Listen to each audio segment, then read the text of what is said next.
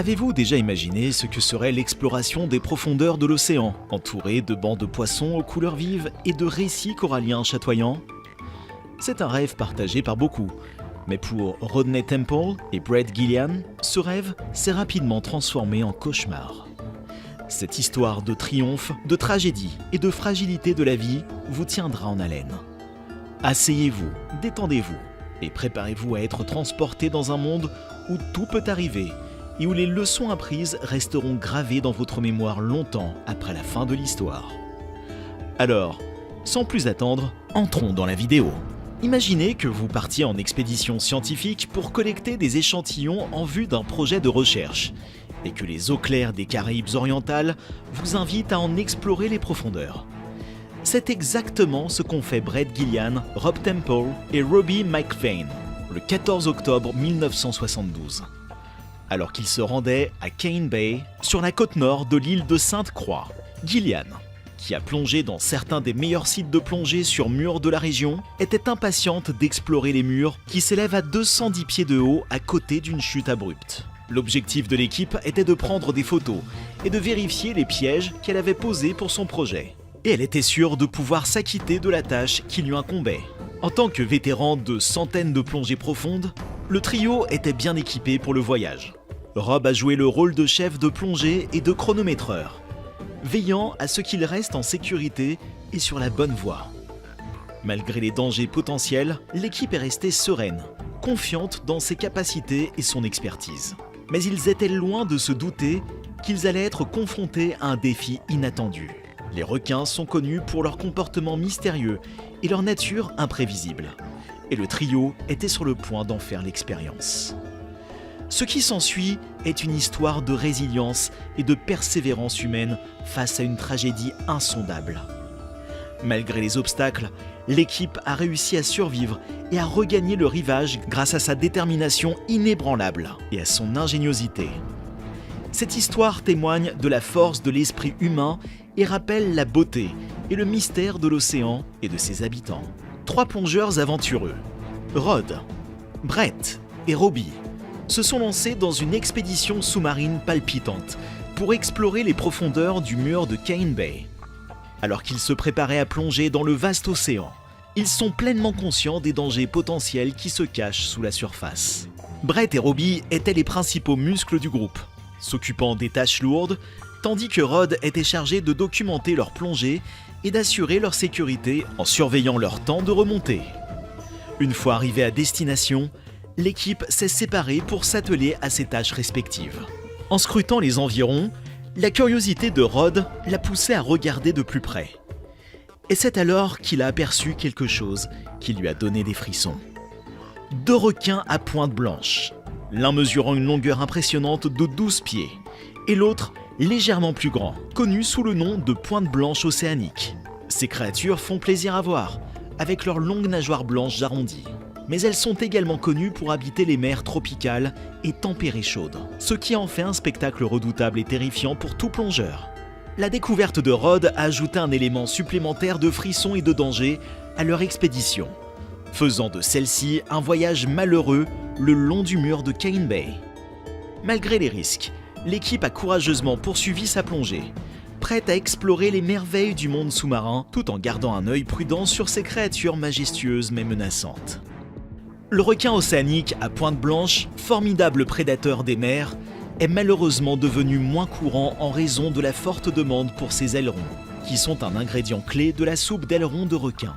Ces requins sont connus pour avoir un régime alimentaire varié, se nourrissant de gastéropodes, de crabes, d'oiseaux, de raies, de tortues de mer et même d'êtres humains.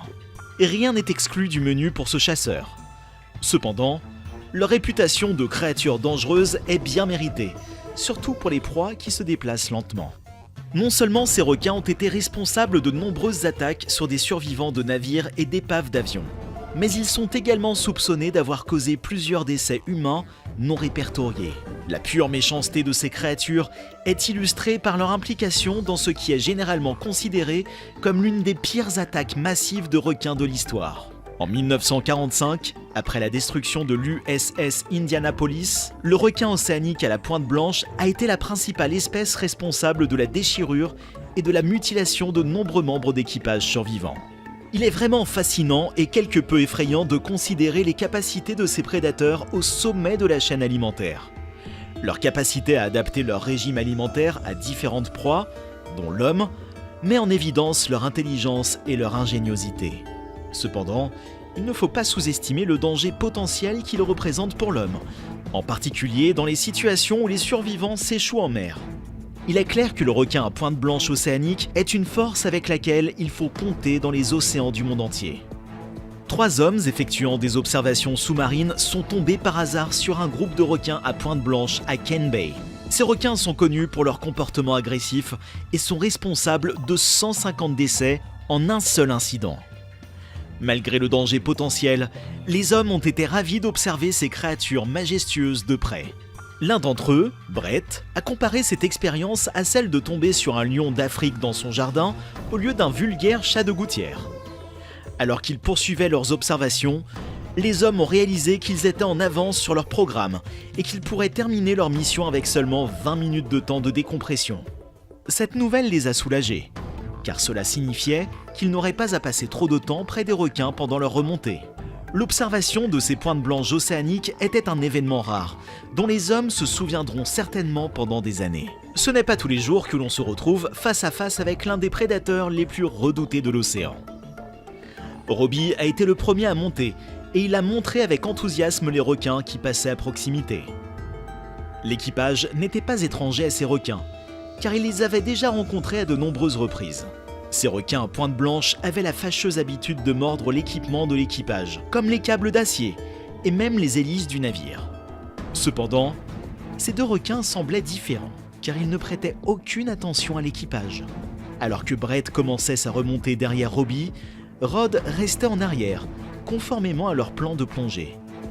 Mais au fur et à mesure que le temps passait, Robbie et Brett commençaient à s'inquiéter car Rod n'était pas encore remonté à la surface.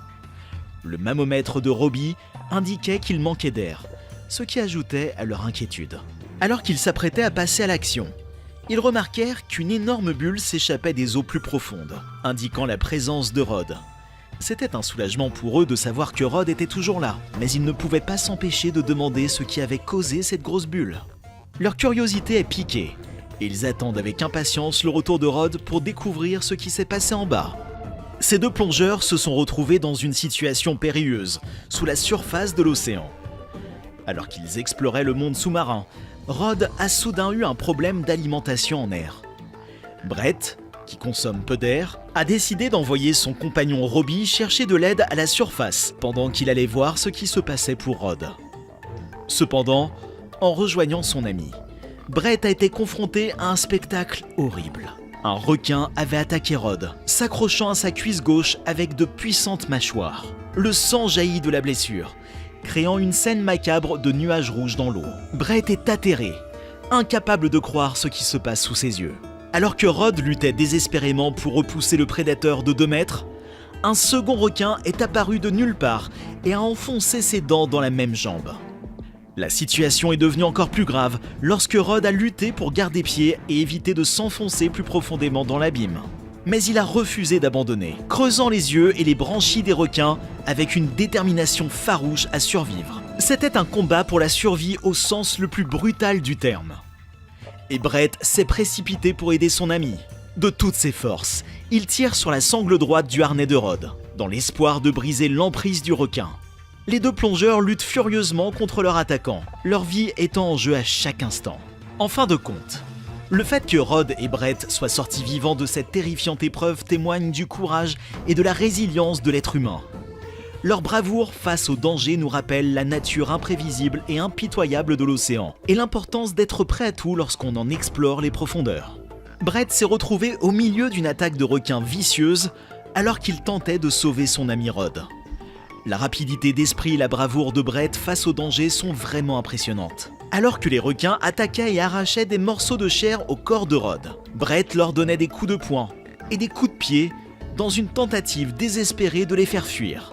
Malgré tous leurs efforts, les requins reviennent et attaquent Rod, qui perd rapidement du sang et des tissus. Alors que Brett pensait que tout espoir était perdu, Rod a soudainement bougé, montrant des signes de vie. Brett s'est accroché à Rod alors qu'il dégringolait le long d'une paroi, les requins continuant leur assaut sans relâche. Dans un moment de répit, les requins se sont retirés brièvement, permettant à Brett de reprendre son souffle et d'assister à l'horrible scène qui se déroulait autour de lui. L'un des requins a avalé le bras et la jambe gauche de Rod, tandis que l'autre a englouti une bouchée de chair qu'il avait arrachée au corps impuissant de Rod. Dans un dernier geste d'altruisme, Rod a tenté de repousser Brett, espérant ainsi épargner la vie de son ami. Mais malgré tous ses efforts, les blessures de Rod étaient trop graves et il a finalement succombé à l'attaque brutale des requins. En regardant le corps sans vie de son ami dérivé dans les abysses, Brett est resté choqué et incrédule face à la brutalité de la situation.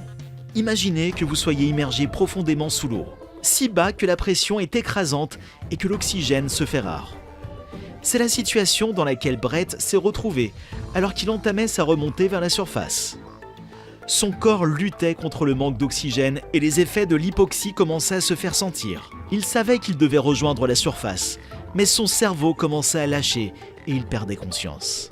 Alors que Brett dérivait vers le haut, il se sentait glisser, mais il s'est miraculeusement réveillé à la surface. Il se rend compte que le petit volume d'air contenu dans son gilet de sécurité a suffi à le maintenir à flot et à lui sauver la vie. Mais sa survie n'est pas encore assurée. Une chance sur 1 million, car il a dû faire face à une quantité inconnue de maladies de décompression. Malgré tout, Brett savait qu'il devait continuer à nager. Il a commencé à nager vers le rivage aussi vite qu'il le pouvait, mais le manque d'oxygène faisait des ravages. Lorsqu'il a atteint la plage, ses jambes étaient engourdies et il pouvait à peine se sentir debout. C'est alors qu'il a eu un incroyable coup de chance. Un couple en lune de miel a découvert par hasard le corps de Brett alors qu'il dérivait sur la plage. Sa femme, infirmière aux urgences, a immédiatement reconnu les symptômes du mal de décompression. Elle savait exactement ce qu'il fallait faire et a rapidement administré le traitement nécessaire pour sauver la vie de Brett. C'était un moment de chance incroyable qui avait réuni tous les bons éléments au bon moment. En fin de compte, Brett a survécu à cette expérience éprouvante grâce à une combinaison de chance, de détermination et à la présence de la bonne personne au bon endroit et au bon moment. Cette histoire met en lumière l'incroyable pouvoir de la chance et l'importance d'être prêt à tout. Brett vient de survivre à un incroyable exploit d'endurance humaine. Mais cela n'a pas été sans conséquences. Il est monté à près de 400 pieds sans avoir effectué la décompression nécessaire, ce qui lui a laissé des séquelles permanentes.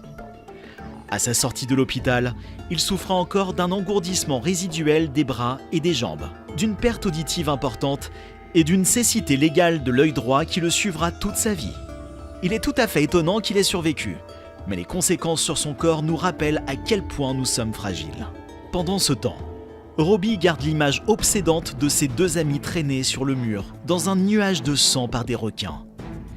Il n'a jamais vu l'ascension miraculeuse de Brett et a supposé que ses deux amis avaient péri. Ce n'est que lorsque Brett a appelé son père de l'hôpital que Robbie a appris l'incroyable nouvelle. Brett avait réussi à survivre. Mais il n'y a pas eu que des fins heureuses. Une semaine plus tard, ils ont assisté au service commémoratif de Rod à la plage. Son corps n'a jamais été retrouvé, ce qui nous rappelle brutalement à quel point la vie peut être éphémère. Il est si facile de se laisser porter par l'agitation de la vie quotidienne que nous oublions à quel point chaque instant est précieux. Le destin tragique de Rod nous rappelle qu'il faut vivre pleinement chaque jour, car nous ne savons jamais quand sera le dernier. Cette histoire déchirante nous rappelle les dangers qui peuvent se cacher sous la surface de l'océan et l'importance de rester vigilant et préparé face aux dangers. La bravoure et l'héroïsme de Brett face à une telle épreuve sont vraiment louables. Et son histoire restera sans doute longtemps gravée dans nos mémoires. Quelles leçons pouvons-nous donc tirer de cette histoire de triomphe, de stratégie et de fragilité de la vie? N'oubliez pas d'aimer et de vous abonner pour rester au courant des contenus les plus inspirants et les plus stimulants. Les requins sont des créatures vraiment intrigantes qui existent depuis très longtemps. Ils ont survécu aux dinosaures et à d'innombrables autres formes de vie sur Terre.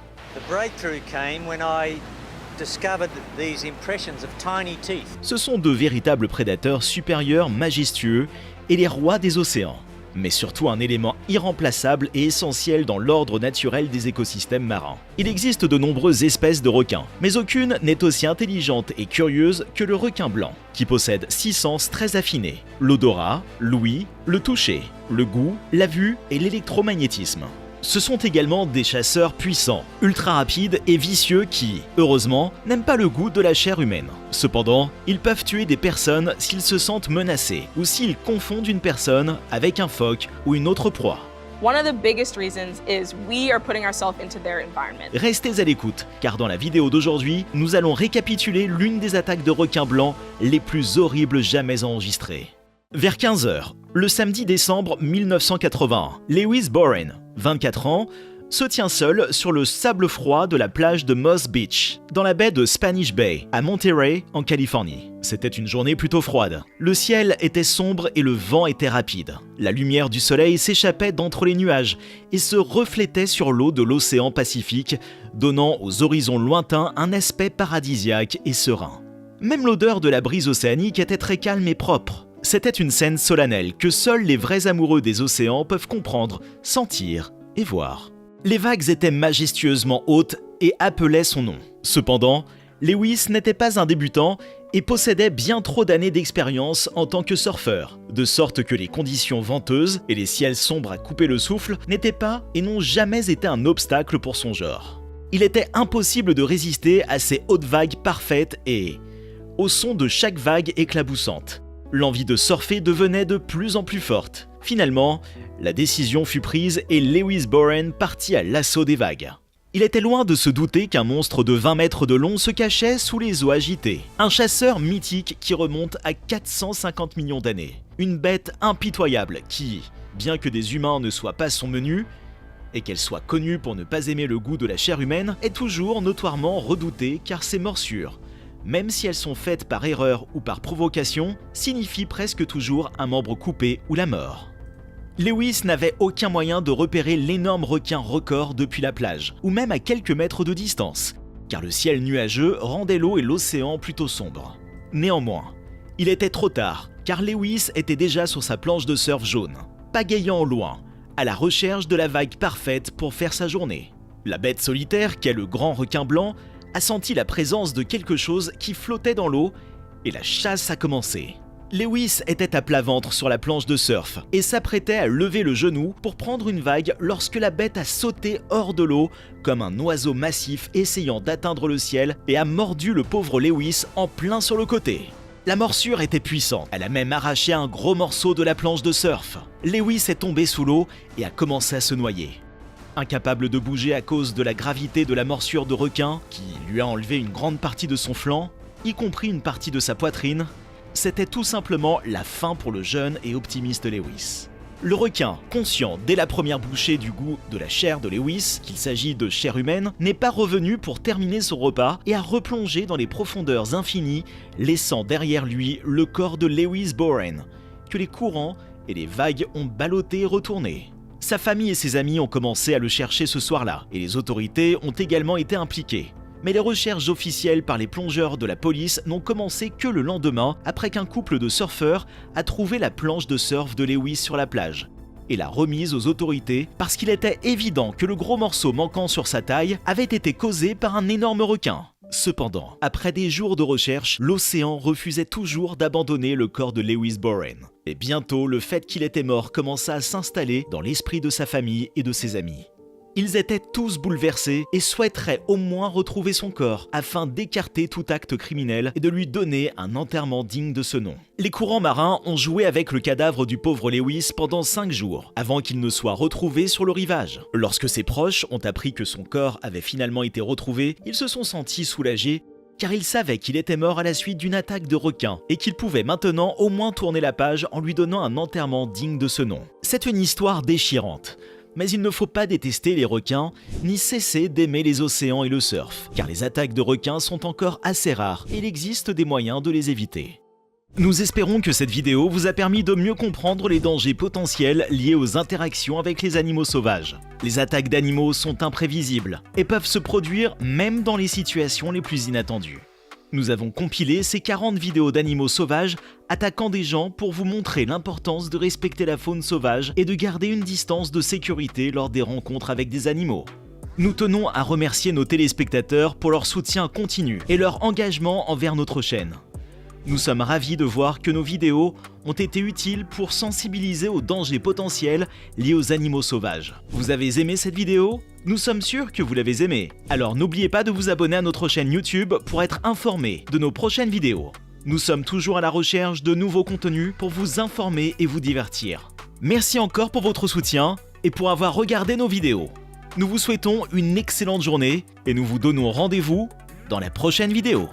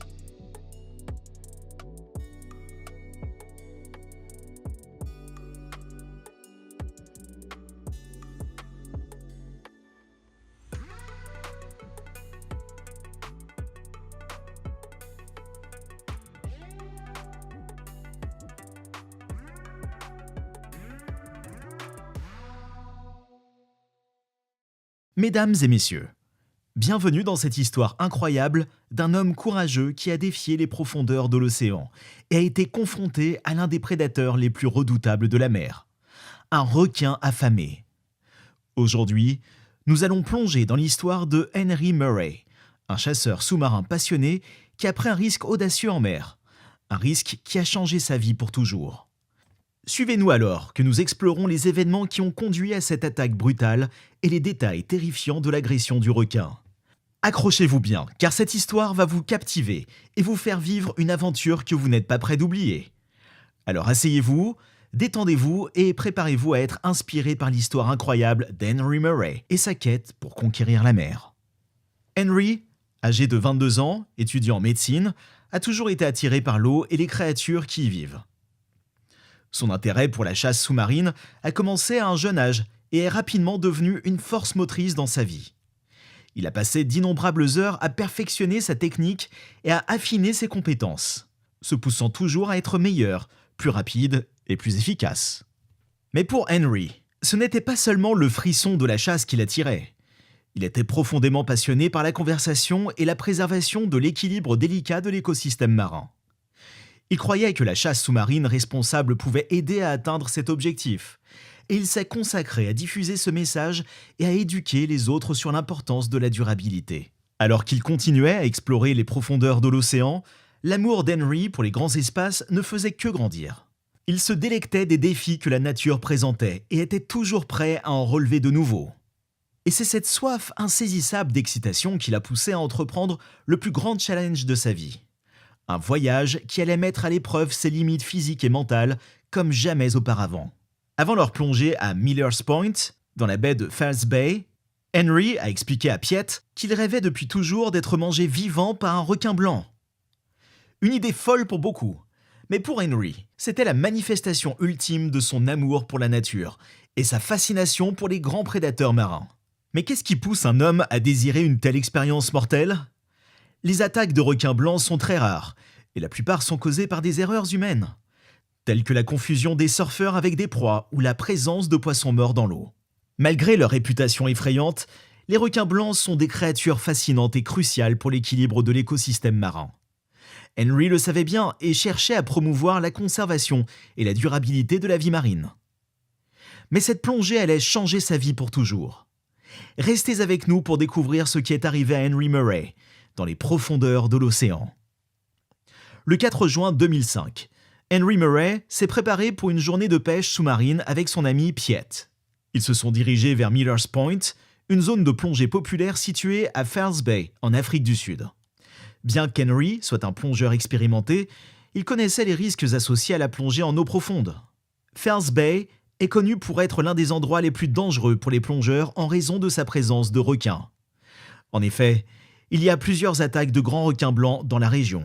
Cependant, cela n'a pas dissuadé Henry d'aller chasser dans les profondeurs de la baie. Les deux amis ont finalement décidé de se rendre au Black Marlin Restaurant, qui se trouvait à quelques kilomètres de là. Là-bas, ils ont trouvé un petit quai et ont décidé de sauter à l'eau depuis là. À ce moment-là, Henry était excité de se lancer dans une nouvelle aventure sous-marine, tout en étant confiant dans ses capacités, et pensait que prendre des précautions adéquates serait suffisant pour assurer sa sécurité. Cependant, ce qui allait suivre allait changer sa vie pour toujours. C'était une belle journée, parfaite pour une plongée sous-marine. Henry et son ami Piet se préparaient pour leur excursion de chasse sous-marine, avec pour seul équipement leurs masques, leurs palmes et leurs fusils de pêche. Ils ont nagé loin du rivage et ont commencé leur descente vers le fond de l'océan. La visibilité était excellente, l'eau était claire, ce qui leur permettait de voir les poissons nager sous eux. Henry a repéré un beau poisson qu'il a commencé à poursuivre, avec la détermination de l'attraper. Il a nagé plus profondément et plus loin, s'enfonçant de plus en plus dans les eaux bleues. Soudain, il a vu quelque chose qui approchait rapidement. Il a d'abord pensé que c'était un autre poisson, mais quelque chose n'allait pas. Cette chose était énorme et avançait droit sur lui. Henry a compris trop tard qu'il s'agissait d'un requin blanc, un prédateur redoutable. Le comportement du requin avant l'attaque a également été un élément marquant dans cette expérience terrifiante. Avec de l'adrénaline qui coulait dans ses veines, Henry a battu des jambes aussi fortes qu'il le pouvait, essayant désespérément de dépasser le requin. Mais il est important de noter que les humains ne sont pas particulièrement rapides en natation par rapport aux requins. Alors que les nageurs humains, les plus rapides, peuvent atteindre des vitesses d'environ 6 à 8 miles par heure, certaines espèces de requins peuvent nager à des vitesses allant jusqu'à 60 miles par heure. Cela signifie que si un requin décide d'attaquer un humain dans l'eau, il peut facilement le rattraper et le dépasser. Malgré tous ses efforts, le requin continuait à se rapprocher de lui, ses mâchoires immenses béantes. Henry savait qu'il était en grave danger. Le requin avait été aperçu en train de tourner autour de lui et de son ami pendant un certain temps, avant de finalement passer à l'attaque. Henry se souvient que le requin avait commencé par nager lentement autour d'eux, observant leur présence dans l'eau. Puis soudainement, le requin avait accéléré sa nage et avait foncé droit sur Henry, avec une grande agressivité. Il avait juste eu le temps de voir les dents acérées du requin et de sentir sa force et sa puissance dans l'eau. Henry avait compris que le requin avait l'intention de l'attaquer dès le début, et qu'il avait probablement été attiré par le poisson qu'il avait pêché. Mesdames et messieurs, notre histoire prend maintenant une tournure tragique. Après une journée de chasse sous-marine réussie, Henry Murray et son ami se sont retrouvés face à l'un des prédateurs les plus redoutables de l'océan, un requin. Il a soudainement surgi de nulle part, le prenant par surprise. Son ami a rapidement réagi, sortant son arme de chasse sous-marine et tirant sur le requin dans l'espoir de sauver Henry. Mais hélas, il était trop tard. Le requin avait déjà attaqué et grièvement blessé Henry, qui était maintenant à la merci de l'animal. Malgré les efforts désespérés de son ami pour sauver Henry, le requin était trop fort et trop déterminé. Il a saisi le corps d'Henry dans sa mâchoire puissante et s'est éloigné, laissant son ami impuissant et dévasté. La scène était horrifiante, avec du sang et des morceaux de chair flottant à la surface de l'eau. Les cris de douleur et de terreur ont rempli l'air, alors que l'ami d'Henry assistait impuissant à sa mort tragique. Alors que Piet se débattait pour atteindre la rive, sa voix s'éleva dans un cri de désespoir. Heureusement, des pêcheurs locaux accoururent rapidement avec leur bateau pour porter secours à Henry. Les services d'urgence furent alertés dans les 20 minutes qui suivirent. La police de Simonstown, les pompiers, le National Sea Rescue Institute et d'autres agences de secours se précipitèrent sur les lieux pour entamer les recherches. Mais malgré leurs efforts acharnés, ils ne parvinrent ni à retrouver Henry ni son corps. Seul le fusil harpon et les palmes en caoutchouc du plongeur furent remontés à la surface, à 1 mètre de profondeur. Le jour suivant, les pêcheurs de Simonstown aperçurent le requin qui avait attaqué Henry. Ils le reconnurent grâce au harpon toujours planté dans son corps. C'est alors qu'un morceau de la combinaison de plongée de Henry et ses clés de voiture furent retrouvés à 7 km de l'endroit où s'était produit l'attaque. Les secouristes en conclurent que Henry était mort et ils informèrent rapidement sa famille ainsi que Piet. La recherche de son corps se poursuivit jusqu'à 15h30 ce dimanche après-midi, mais elle demeurera vaine. Au cours des semaines qui suivirent, Piet s'adressa aux médias pour appeler la prédiction d'Henry selon laquelle il serait attaqué par un requin. « Je pense qu'il savait que son temps était compté. Je crois que Dieu l'a pris lors de l'attaque », déclara-t-il. Le souvenir des cris d'Henry, impuissant à le secourir, restait gravé dans sa mémoire. Tout s'était déroulé si rapidement qu'il n'avait pu réagir. C'est une histoire qui rappelle la cruauté et la dangerosité de la nature, ainsi que la fragilité de la vie humaine face à des prédateurs tels que les requins. La perte d'Henry est une tragédie incommensurable, et un rappel brutal que même les aventuriers les plus aguerris peuvent être pris au dépourvu par les forces brutales de la nature. Et voilà, c'est la fin de cette histoire. Nous espérons que vous avez apprécié ce récit captivant. Nous travaillons dur pour vous offrir des vidéos de qualité, et cela nous ferait vraiment plaisir si vous pouviez aimer et vous abonner à notre chaîne pour ne pas manquer nos prochaines publications. N'oubliez pas de partager et de commenter également si vous avez aimé cette histoire.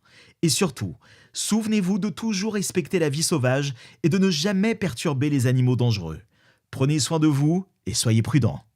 L'histoire suivante est considérée comme l'attaque de requin la plus vicieuse de l'histoire. Il existe 2 types d'attaques de requins. Attaque provoquée et attaque non provoquée. Le premier type est lorsque des humains provoquent des requins et sont attaqués par la suite. Le deuxième type est quand le requin mord une personne par curiosité ou, dans des cas plus rares, par envie de manger. Cette histoire d'attaque s'est produite dans les environs de Port Lincoln, à Wiseman's Beach, dans la baie de Peak, en Australie méridionale. Shirley Ann Durden, son mari Barry et leurs 4 enfants ont déménagé de Carcou, une ville rurale australienne, pour s'installer sur la côte de la baie de Peak. Le déménagement était également une évidence pour la famille car, comme beaucoup d'autres, elle envisageait depuis longtemps de vivre au bord de la mer. La famille avait prévu de passer l'après-midi à la plage le 3 mars 1985, avec un ami proche de Shirley et Barry. Les 3 adultes se préparaient à plonger pour pêcher des coquilles Saint-Jacques et les enfants jouent à proximité. Shirley et Barry disent aux enfants qu'ils reviendront et qu'ils ne seront pas trop loin au large pendant que le trio d'adultes s'habille et prépare son équipement de plongée. Les enfants, qui sont déjà excessivement absorbés par les jeux de plage, font des signes d'au revoir à la hâte, inconscients des horreurs qui les attendent. Après avoir ramassé leurs coquilles Saint-Jacques, Barry et son mari retournent sur le rivage et attendent que Shirley finisse de ramasser des coquilles de plus. Shirley, qui était fascinée par le spectacle et l'expérience dans son ensemble, se rend soudain compte qu'elle a ramassé beaucoup plus de coquilles Saint-Jacques qu'elle n'en avait l'intention, et elle commence à faire demi-tour en direction de sa famille. Un grand requin blanc d'environ 5 mètres de long, extrêmement affamé, remonte à la surface des profondeurs de la mer Bleue à la recherche de son prochain repas. Il utilise ses yeux noirs pour balayer la zone et sa remarquable capacité à percevoir les vibrations à basse fréquence dans l'eau pour détecter des objets tels que des poissons blessés. Le grand blanc continue de nager dans la direction de Shirley, scrutant désespérément la mer à la recherche de mouvements. Dans une scène tout droite sortie d'un film d'horreur, le requin vise et perce, projetant violemment Shirley en l'air tout en retenant son corps dans ses mâchoires. La bête éclabousse l'eau et serre sa mâchoire encore plus fort pour garder le corps de Shirley, écrasant son torse avec son énorme mâchoire. Les hommes et les enfants, qui sont à ce moment-là figés par le choc, regardent impuissants la bête continuer son carnage sur la pauvre Shirley. Puis, il commence à secouer vicieusement sa tête d'un côté à l'autre. une technique que la plupart des requins utilisent habituellement pour arracher les membres, l'épaisse graisse et la chair de leur proie. L'eau de l'océan devient rouge. Barry sort alors de son état de transe et tente de se jeter à l'eau pour la suivre, mais il est immédiatement retenu par son ami. Sous le regard horrifié de la famille de Shirley, les hommes et les enfants restent immobiles, en voyant le torse de Shirley flotter, face contre terre, dans l'eau après que le grand requin blanc l'ait mordu en deux à partir de la taille. Soudain, le grand requin blanc revient et, sous leurs yeux, mord la tête de Shirley, avant de se retourner et de nager dans les profondeurs de l'océan. L'histoire n'est pas terminée pour autant. Selon les témoignages, les sauveteurs ont tenté de sortir les restes de Shirley de l'eau, mais n'ont jamais réussi à localiser son corps. Il n'y avait absolument aucune indication du torse de Shirley, même après des jours de recherche diligente, pour aider sa famille à récupérer au moins une partie d'elle.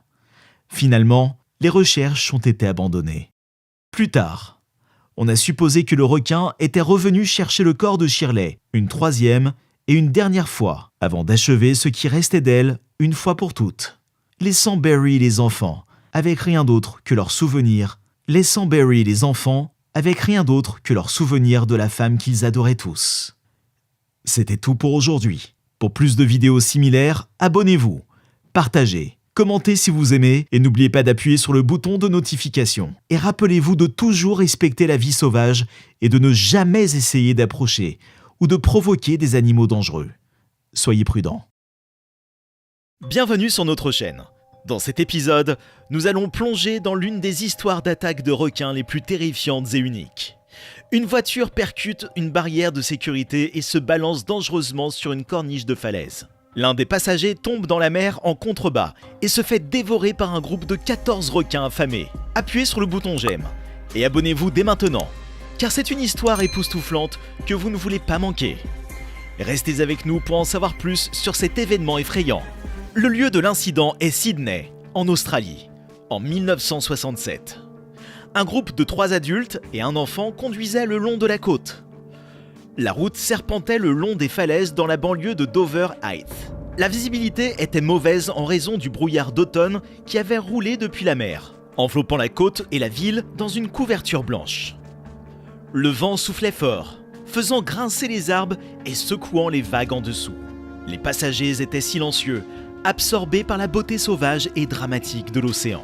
L'enfant turbulent, assis à l'arrière de la voiture, commence à agiter ses membres, cherchant désespérément son jouet tombé par terre.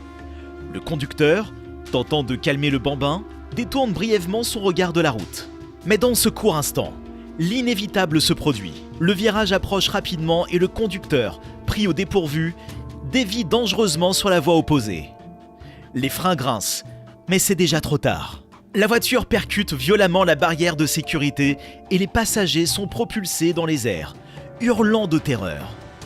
Alors que la voiture chute en direction de l'abîme, les passagers sont pris au piège dans cette chute mortelle, telle une danse macabre. Mais la voiture ne tombe pas tout de suite dans l'océan en contrebas.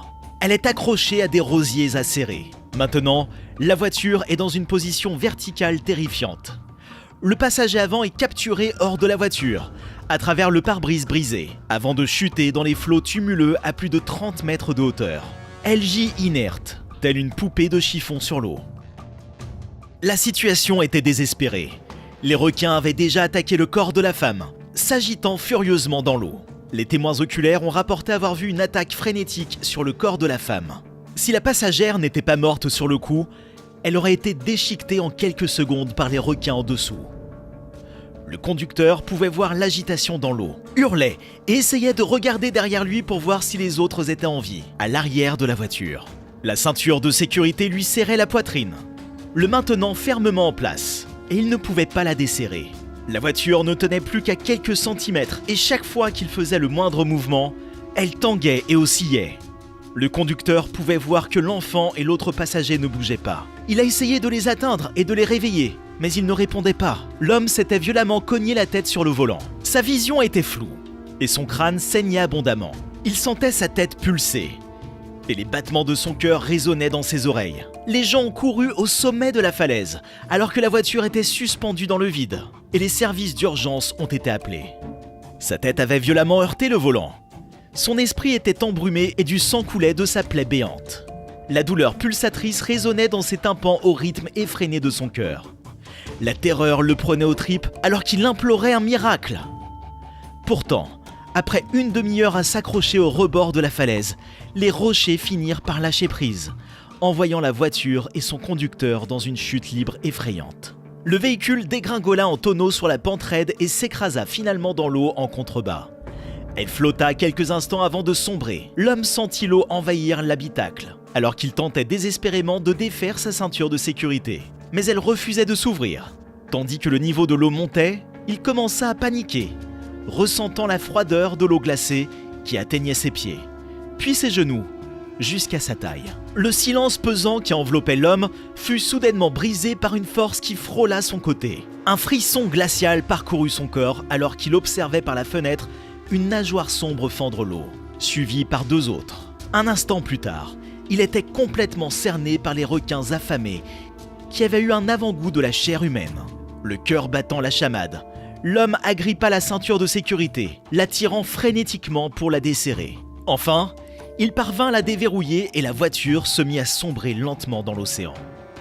La seule issue était de plonger dans l'eau et de nager à travers le pare-brise brisé pour rejoindre la rive. Mais il savait ce qui l'attendait là-bas. L'horreur l'étreignit alors qu'il observait les requins tournoyer autour de la voiture, cherchant une entrée pour atteindre les passagers à l'arrière. Il ne pouvait pas rester là à attendre son tour. Il prit une profonde inspiration, plongea sous l'eau et vit les requins nager devant lui, des formes floues et menaçantes. Il se mit à nager vers le pare-brise cassé, laissant derrière lui une traînée de sang qui attirera les requins. Leur odeur prédatrice emplit ses narines alors qu'il sortait de l'eau et se hissait sur le toit de la voiture. Il se cramponna désespérément, cherchant de l'aide du regard vers la rive, qui était si proche et pourtant si lointaine. Le temps sembla s'arrêter alors qu'il luttait pour reprendre son souffle, le sang coulant dans ses yeux. Il essuya son visage et observa la surface de l'eau, qui était agitée par les requins affamés. La peur l'entraînit, mais il savait qu'il devait garder espoir et continuer à se battre pour sa survie, en attendant un miracle qui pourrait lui offrir une chance de s'échapper. Tout autour de lui, des nageoires dorsales ont surgi à travers la surface de l'eau. Les requins étaient en train de se nourrir avec frénésie. Ils avaient trouvé leur chemin dans la voiture et s'étaient frayé un chemin jusqu'au siège arrière. La voiture gargouillait et se balance alors que les nageoires caudales des requins battaient l'eau, créant des éclaboussures de plus en plus hautes. L'homme savait qu'il devait sortir de l'eau au plus vite, sinon il serait mangé vivant. Il avait juste quelques secondes avant que la voiture ne soit engloutie par le port. Rassemblant tout le courage qu'il avait en lui, il a plongé du toit de la voiture vers le rivage. C'était à quelques mètres, mais il savait que les requins seraient sur lui instantanément. Il se propulsa à travers l'eau, ses jambes battant frénétiquement et ses bras tirant son corps vers l'avant. Il se rapprochait de plus en plus du rivage, mais cela lui semblait une éternité. Ses poumons semblaient sur le point d'exploser, et ses muscles brûlaient. Il était convaincu qu'à tout moment, il serait attaqué. Il était sûr qu'il sentirait bientôt la morsure aiguisée d'un requin qui le saisirait et le secouerait brutalement. Pourtant, miraculeusement, il a réussi à atteindre la rive. Il a agrippé les rochers et s'est hissé sur la terre ferme. Quand il a regardé en arrière, il a vu la voiture sombrer lentement dans l'eau sombre. Les requins continuaient de se déchaîner autour de la voiture en train de couler, créant des tourbillons et des bulles qui semblaient sortir tout droit d'un cauchemar. Leur appétit féroce n'était pas rassasié, et cela aurait pu être lui à leur place. Avec cette expérience terrifiante gravée à jamais dans sa mémoire, l'homme avait appris une leçon précieuse. Les requins étaient des prédateurs redoutables, capables de surgir de nulle part et de tout engloutir en un instant. Il avait vu de ses propres yeux les dents acérées, les nageoires dorsales menaçantes et les yeux noirs et mortels de ces créatures féroces. Il avait ressenti leur présence sinistre autour de lui, leur souffle chaud sur sa peau, leur appétit insatiable pour la chair humaine. C'était un miracle qu'il ait survécu, mais il avait payé un prix élevé. Les blessures à la tête et au cou, la douleur lancinante, le traumatisme psychologique, tout cela le poursuivrait pour le reste de sa vie. Il avait perdu ses amis, ses compagnons de voyage, dans cet événement tragique et horrible. Il se sentait coupable d'être le seul à avoir survécu, comme s'il avait trahi leur amitié. Mais il savait que ce n'était pas de sa faute. Personne ne pouvait prévoir une attaque de requins, C'était simplement la réalité brutale de la vie dans l'océan. Et cela rappelait à tout le monde une vérité universelle. Nous ne sommes pas les maîtres de la nature. Nous ne pouvons pas dompter les forces sauvages qui règnent sur la mer. Nous ne pouvons que les respecter et les craindre. Car si nous ne le faisons pas, ça fait mal. Vous êtes-vous déjà demandé ce que c'était que de se retrouver face à face avec un grand requin blanc ou ce qui pousse ces prédateurs mortels à s'attaquer à l'homme? L'histoire de Terry Cartwright, une mère de 5 enfants qui a été sauvagement attaquée et tuée par un énorme requin blanc de 15 pieds au large de la Tasmanie, en Australie. En 1993, est à la fois terrifiante et intrigante. La victime était une mère de 5 enfants. Elle était connue pour être une femme forte et courageuse, une battante et une sacrée plongeuse. Malheureusement, tous ses enfants, son mari et quelques collègues étaient présents sur les lieux de l'incident. C'était tout simplement un cauchemar. Terry aurait-il pu faire quelque chose pour empêcher l'attaque? Qu'est-ce qui a poussé le requin à l'attaquer? Rejoignez-moi pour plonger dans les détails de cet horrible incident et tenter de trouver des réponses. Terry Cartwright était une mère de famille de 35 ans, originaire d'Exeter, un village situé dans le district de Southern Highlands, en Nouvelle-Galles du Sud, en Australie. Elle était mère de quadruplés de 6 ans, Sarah, Thomas, James et Luke, et d'un fils de 11 mois, Paul. Elle adorait la plongée sous-marine et était assez douée dans ce domaine. Son mari, Ian Cartwright, occupait le poste de directeur de la faculté des pêches à l'Australian Maritime College. Une partie du travail de Ian consistait à diriger un groupe de chercheurs du collège lors de missions de recherche en mer. Le 5 juin 1993, Ian et un groupe de chercheurs du collège devaient se rendre sur la 2e île pour y afficher des travaux sur des otaries à fourrure. Leur destination était la 10e île, un petit affleurement rocheux de 0,3 miles de large, abritant une importante colonie d'otaries à fourrure australienne, située à environ 15 miles nautiques au large de la côte de Georgetown. Ce jour-là, Terry a insisté pour se joindre à la mission, car la plongée sous-marine qu'elle n'avait pas pratiquée depuis plus d'1 an lui manquait cruellement. Ian n'a pas pu dire non, car il était le skipper du Riveresco, le grand et sûr bateau de recherche du collège. Même si Terry s'était éloignée de la mer depuis un certain temps, elle était encore physiquement active et capable de faire de la plongée sous-marine. Comme le bateau était assez grand, sûr et rempli d'amis de la famille, Ian et Terry ont décidé d'emmener leurs 5 enfants. Elle était loin de se douter que ce jour fatidique se terminerait en tragédie, puisqu'elle serait elle-même victime d'une terrible attaque de requins, alors qu'elle faisait de la plongée sous-marine au large de la Tasmanie. Vers 10 heures, le bateau a jeté l'ancre dans un chenal de 50 pieds de profondeur, à environ 500 pieds du rivage, du côté de la 10e île. Vers 22h45, le groupe de plongeurs, dont Terry, a commencé à entrer dans l'eau pour se diriger vers les bords de l'île rocheuse. Dès que tout le monde a été dans l'eau, ils ont commencé à faire de la plongée en surface en direction de l'île, car ils n'avaient pas l'intention de plonger en profondeur avant de s'en être approchés. Pendant qu'ils faisaient de l'apnée, des dizaines de phoques nageaient autour et en dessous d'eux. Cependant, au fur et à mesure que le groupe avançait, Terry a pris du retard parce qu'elle avait du mal à ajuster son équipement. Le groupe de plongeurs se retrouve alors à environ 70 pieds devant elle. À ce moment-là, l'équipage du bateau lui a demandé d'essayer de suivre le groupe. Bientôt, les plongeurs ont commencé à plonger sous l'eau. Puis Terry, qui était encore séparée d'eux, a fait de même. Cependant, une fois de plus, elle s'est débattue. Mais cette fois-ci, elle a eu du mal à équilibrer ses oreilles, ce qui est nécessaire pour s'assurer que les tympans ne se perforent pas sous l'effet de la pression. Terry était seule, à environ 3 mètres sous l'eau, luttant pour équilibrer ses années, et entourée par les phoques qui zappaient. Elle était loin de se douter qu'un grand requin blanc de 15 pieds de long chassait les phoques près d'elle. Elle était la cible parfaite, car elle semblait être un phoque lent et immobile pour le prédateur mortel. La raison en est que les otaries à fourrure sont probablement les créatures sous-marines les plus rapides qui existent et que même les requins ont du mal à les attraper. Pour le requin, Terry ressemblait donc à un phoque lent qui se débattait, et donc à la cible idéale. Et l'attaque vicieuse commença.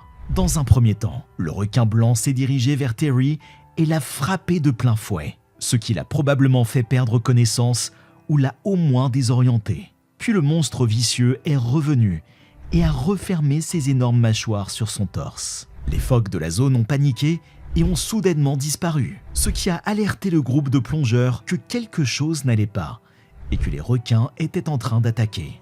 Alors ils ont plongé profondément et se sont retrouvés derrière des rochers. En regardant autour d'eux, les plongeurs ont vu le requin avec Terry entre ses mâchoires. À ce moment-là, le requin a lâché le corps de Terry pendant quelques secondes, a fait un petit tour rapide autour d'elle, est revenu pour la saisir et a disparu dans les eaux plus profondes.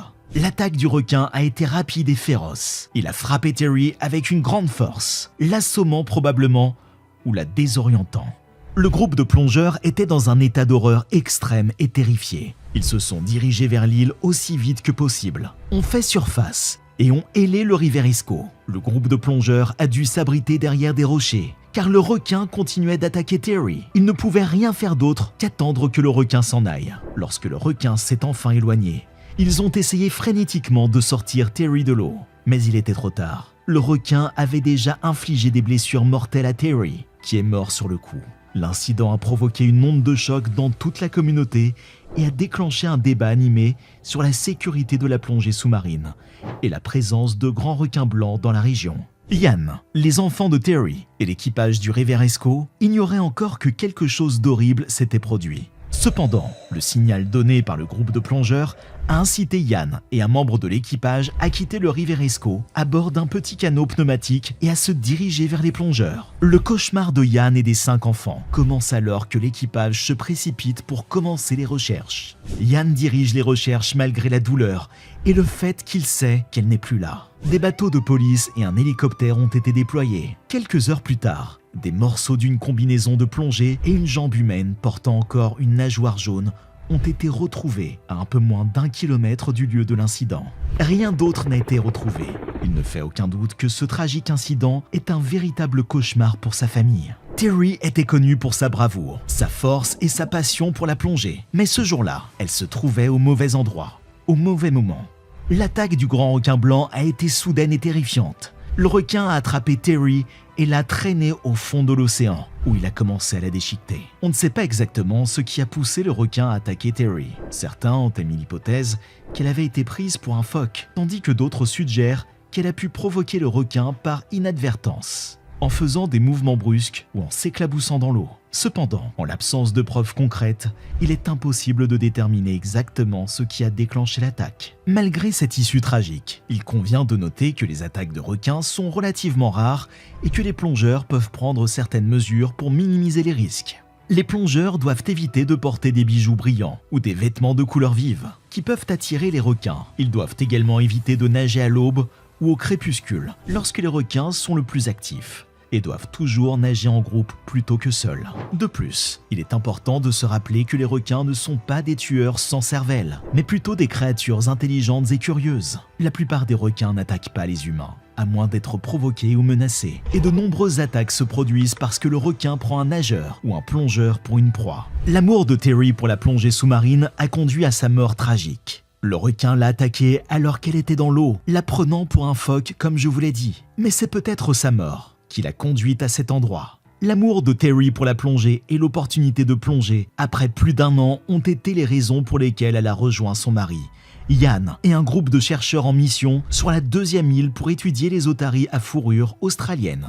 Mais qui savait que c'était sa dernière plongée ? La tragédie a été dévastatrice pour la famille et les amis de Terry, qui se trouvaient sur le bateau avec elle. Yann, le mari de Terry, a dû annoncer à ses 5 enfants la mort de leur mère. L'incident a laissé une trace indélébile dans leur vie, et le souvenir de cette attaque fatidique est encore vif aujourd'hui.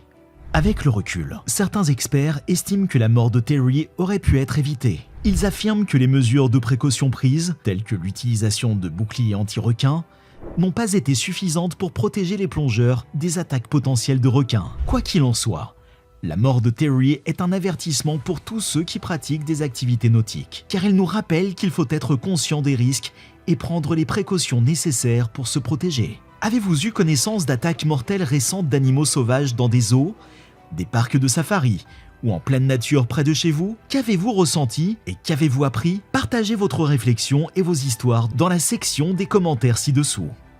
Vous avez aimé cette vidéo? Nous sommes sûrs que vous l'avez aimée, alors n'oubliez pas de vous abonner, d'aimer et d'appuyer sur le bouton cloche, parce que nous allons mettre en ligne d'autres superbes vidéos tout le temps. Dans un monde où les aventures peuvent prendre une tournure imprévisible, il y a des histoires qui continuent de hanter l'esprit longtemps après leur conclusion. L'histoire de Tamara McAllister et Roy Stoddard est l'une de ces histoires. Ces deux jeunes amoureux ont décidé de partir en excursion en kayak au large de la côte californienne, mais ne sont jamais revenus. Les spéculations vont bon train quant à leur disparition. Mais la vérité reste insaisissable. Nous avons travaillé dur pour vous présenter cette histoire fascinante et nous espérons que vous allez apprécier chaque instant. En nous suivant et en vous abonnant, vous pourrez voir plus de contenu comme celui-là et nous pourrons également améliorer nos vidéos. Alors, regardez jusqu'à la fin pour découvrir la vérité et n'oubliez pas de liker et de vous abonner pour ne pas manquer les prochaines histoires passionnantes. Ces deux jeunes athlètes de 24 ans se sont rencontrés alors qu'ils enseignaient dans la même école à West Malibu, en Californie. Dès le premier jour, ils ont su qu'ils étaient faits pour être amis. Avec leur passion commune pour l'aventure, Tamara et Roy ont passé tous leurs moments de loisirs à explorer les montagnes, les rivières et les plages de la région. Tamara avait une vision plus grande pour sa vie et préparait un travail de santé publique au Kenya dans le cadre de sa maîtrise, tandis que Roy aimerait pratiquer diverses activités de plein air comme l'escalade, le vélo, le surf, la plongée sous-marine et le kayak. Ils savaient tous les deux qu'ils étaient destinés à vivre des aventures incroyables ensemble. Mais personne ne savait à quel point leur prochaine aventure allait changer leur vie à jamais. Le jeudi 26 janvier 1989, Tamara et Roy se préparaient pour leur prochain triathlon en s'entraînant régulièrement en kayak et en nageant chaque jour. Leur itinéraire habituel les emmenait sur un parcours de 3000 allers-retours, partant de Latigo Point pour arriver à Paradise Cove. Ce jour-là, ils ont chacun pris un kayak individuel et ont mis à l'eau aux alentours de 9h30 du matin. Le temps était calme, avec un vent léger et une mer relativement calme. Tamara et Roy ont pagayé vers le nord en contournant Latigo Point et en direction de Paradise Cove. Ils étaient heureux de passer ce temps ensemble, comme d'habitude, et se sentaient bien préparés pour le triathlon. Alors qu'ils pagayaient dans l'océan, le vent a commencé à se lever, soulevant de petites vagues. Tamara et Roy ont continué à avancer malgré le temps qui se dégradait. Ils ont lutté contre les éléments, creusant leur pagaie dans l'eau afin de continuer d'avancer. C'est alors que Tamara a été emportée par une rafale de vent plus forte que les autres. Elle a dérivé de la rive, se rapprochant des algues marines. Roy, qui avait également été poussé par le vent, a essayé de la rattraper en rapprochant leurs kayaks et en les attachant ensemble. Cependant, malgré leurs efforts, leurs kayaks ont commencé à dévier, emmenés par des vagues et le vent qui venait de plus en plus fort. Tamara et Roy ont tenté de revenir à la rive, mais les conditions météorologiques s'étaient aggravées et ils se sont retrouvés emportés dans l'océan. 2 jours plus tard, le corps de Tamara a été retrouvé, ce qui n'a jamais été le cas de Roy. La suite de l'histoire reste un mystère. Ce qui suit est une hypothèse basée sur les éléments circonstanciels recueillis lors de l'enquête menée par Ralph Collier. Peut-être que les kayaks ont été emportés par des vagues et le vent, les poussant plus loin en mer. Peut-être que Tamara a été attaquée par un requin, ou que Roy a été pris dans un courant fort. Ou peut-être ont-ils tout simplement succombé à l'épuisement et se sont noyés. Ce qui est sûr, c'est que Tamara et Roy ont été emportés par les éléments ce jour-là, et que leur histoire tragique reste à jamais gravée dans les annales de l'océan. Un des scénarios possibles de ce qui aurait pu arriver au couple est qu'ils ont été attaqués par un requin. Le moment de répit offert par cette pause et le fait de pagayer ont permis à Roy et Tamara de souffler un peu. Ils ont décidé de continuer leur chemin, Roy avançant en tête dans son kayak, en taillant la route pour que Tamara puisse le suivre. Il sentait que la corde tendue reliant leurs 2 kayaks se tendait de temps à autre, tirant Tamara en arrière sur la bonne trajectoire. Ce n'est pas longtemps avant qu'ils aperçoivent leur destination à mi-chemin, Paradise Cove. Mais ils n'y sont jamais arrivés. Soudain, sans avertissement, un bruit sourd retentit sous l'eau, suivi d'un mouvement violent. Quelque chose d'énorme a jailli des profondeurs et a percuté les kayaks par en dessous. Les 2 amis ont été éjectés de leur embarcation et projetés dans l'eau. Le requin était attiré par l'odeur de la nature ou par l'activité des kayaks. Soudainement, le requin a bondi hors de l'eau et a mordu Tamara à la cuisse gauche avec une force incroyable. Elle a été immédiatement entraînée sous l'eau, bougeant et se débattant pour se libérer de la morsure. Roy a été projeté hors de son kayak puis est tombé dans l'eau, heurtant sa tête en tombant. Il a ensuite attrapé la main de Tamara et l'a tirée vers la surface, essayant de garder sa tête hors de l'eau. Cependant, le requin a continué à attaquer Tamara, tirant et secouant sa jambe avec une force inhumaine. Mais alors que Roy essayait de retourner leur kayak renversé, le requin a attaqué de nouveau, cette fois en sautant sur Roy. Malheureusement, personne n'était là pour aider le couple. Un témoin a vu l'agitation dans l'eau mais n'a pas réalisé ce qui se passait jusqu'à plus tard. D'autre part, les amis du couple ont signalé leur absence et ont rapidement compris qu'ils étaient en danger. Ils ont immédiatement alerté les autorités et ont organisé une recherche pour retrouver le couple.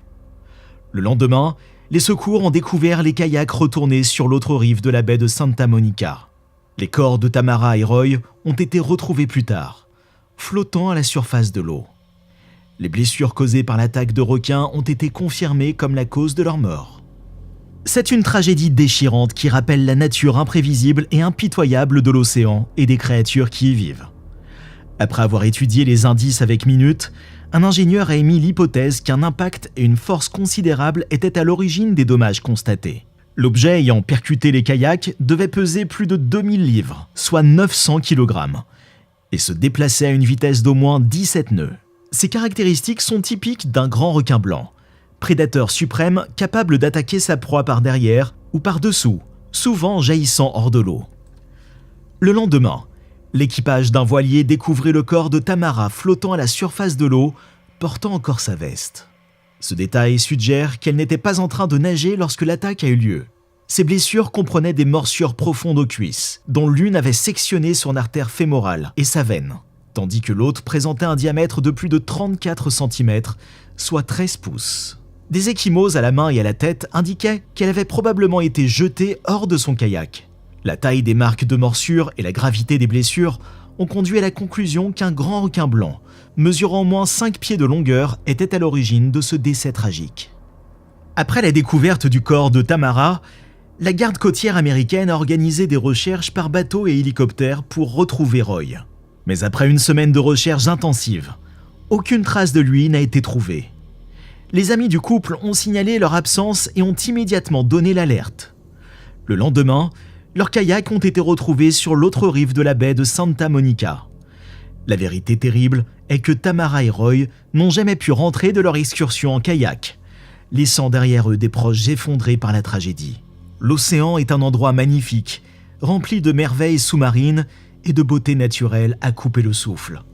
Mais il peut aussi être un endroit dangereux, où la vie est fragile et la mort peut frapper sans prévenir. La triste histoire de Tamara et Roy est un rappel poignant de la nature imprévisible de l'océan. Alors que ces deux passionnés d'aventure ont pris la mer ce jour-là, ils ne savaient pas que leur destin allait prendre une tournure tragique. Que cette histoire nous rappelle de toujours respecter la puissance de l'océan et de ne jamais sous-estimer les dangers qu'il peut causer. Et voilà, c'était notre histoire du jour. Nous espérons que vous l'avez appréciée autant que nous avons aimé la raconter.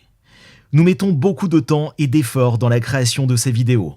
Alors si vous aimez ce que vous avez vu, n'oubliez pas de vous abonner, de partager et de commenter. Votre soutien est très important pour nous et nous apprécions chaque interaction. Mais souvenez-vous, même si les merveilles de la vie sauvage peuvent sembler incroyables, il est crucial de toujours les respecter de loin et de ne jamais prendre de risques inutiles. Nous vous souhaitons une bonne journée. Soyez prudents.